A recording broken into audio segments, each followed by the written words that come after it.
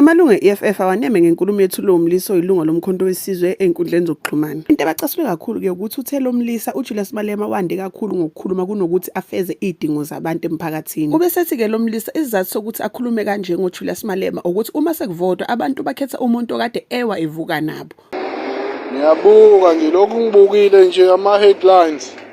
Kancane kancane ubani usejoin iMK, kancane kancane ubani usejoin iMK. Hey, ngiyayibuza nje ukuthi kanti le MK lena kahle kahle abantu bayizweni. Ngoba phela sesithi masilalela la ko TikTok kunabantu abaye bethi hayi iMK iqembu nje lobuhlanga obuthile. Iqembu elizowa noma yinini. Mangahamba uZuma emhlabeni iMK izokuwa. Kodwa manje ngibona wonke umuntu one-experience yokurana lelizwe umuvela ngapha kwi-MK.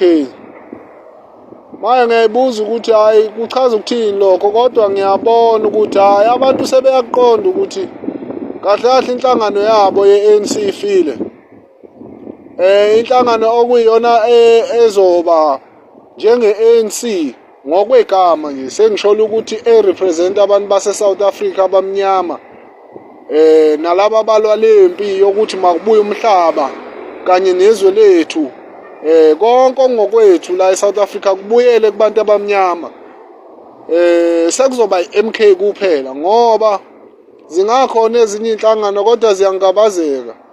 Uma uqala ubuka lezi ezibomvu, lezi ezibomvu ngeke zilibele kakhulu. Zilibele lapha ngani noma la abantu bababoni noma liyashona noma liyaphuma ngoba balokhu bebambelele entweni eyodwa yokuthi umholi wethu mayikhuluma uyashaya, uyayenza isense futhi usemusha, uyifuture yalelizwe. Uzuyibuze ukuthi engabe kusho bani ngoba la eSouth Africa akusebenzi ngokuthi uyashaya noma umusha entweni osuke uyikhuluma zineqiniso kangakanani. Into ebaluleke la eSouth Africa ukuze ukwazi ukuthi uthandwa abantu bala eSouth Africa ukuthi ube umuntu oqondakalayo ukuthi yini oyimele. Uma uthi umele thina, umele thina sikubone lokho kucace. Futhi ungabi umuntu ofuna ukuzuza, ungabi umuntu ofuna ukuzuza umhlaba wonke. Wazi umhlaba wonke ukuthi wena uyashaya mawukhuluma. Ubungasizi ngalutho. Kepha iba umuntu owuvuka nathi. Futhi ube umuntu okholelwa kakhulu kuthina nanokholelwa kakhulu ukuthi impilo engcono isifanele. Mina ngiyembona kuyilowo muntu imvamisa abantu abaye bemthanda eSouth Africa. Kodwa ke ngiyabona igenge yamanje sithanda ukuthi ukhuluma kangakanani okuyikho noma uneminyaka emingaki ubukeka kanjani. Lokho kongeke kuze kusebenzele ngoba mase kuyiwa lapha ekuvoteni abantu bayikhohlwa yonke le nto, bakhumbula umuntu okuyena owevuka nabo noyithemba kubona nobathembayo futhi ukuthi bangabantu abafanele ukwenzelwa izinto ezingcono. Bakhumbula lapho ke mase kuvota ngoba ngiyakhampela ngalabo abantu labo bezeyibomvu basimoshela isikhathi kakhulu yabo. Kungcono kube kuthiwa bavele bayawuvala le amkhukhu wabo. Lo umphathi wakhona amuvele ngapha kwi-ANC.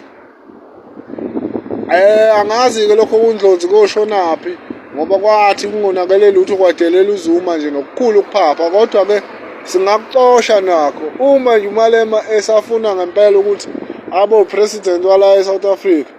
Iyodwa kuphela indlela nayo ukuthi avela join iANC ayivale iEFF ngoba ngeke izisebenze kohlezi kwachwazwa nje kuphela.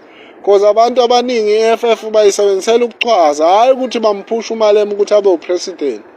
Bayamyuza abantu bala eSouth Africa ukuthi yena akakuboni lokho, nawe ubeyitshela ukuthi uyasiyuza uzama ukulwisana neANC. Wathi ama-foreigner wangene ngodede la. Yangasebenza leyo nto, yasilimaza sonke ezweni. Abanye bayitshela ukuthi noNxamalala ufuna ukuyisa iANC kanti akafune ukuyisa iANC uNxamalala. Umuntu alwa nayo yilo ofuna ukuthi iANC ibe ngeyabelungu okuyibona abasicindezela. okunamhlanje kuhlanganwe nabo ngempela ukuthi approve ukuthi ubeqinisile Nxamalala. Le nhlangano yakhetha ukuhlangana nabo abelungu. Zikhona inhlangano zabantu abamnyama ebingahlangana nabo, yahlangana nabelungu yabanikeza ama-position abucayi okuyimanje ungathola ukuthi izwe lethu balifaka engxakini esizoba nzima ukuyikhipha kuyona. So akulunge bafowethu, iMK iyona ezoyireplace iANC. Niyathanda anithandi, ngizokubona lokho engikushoyo.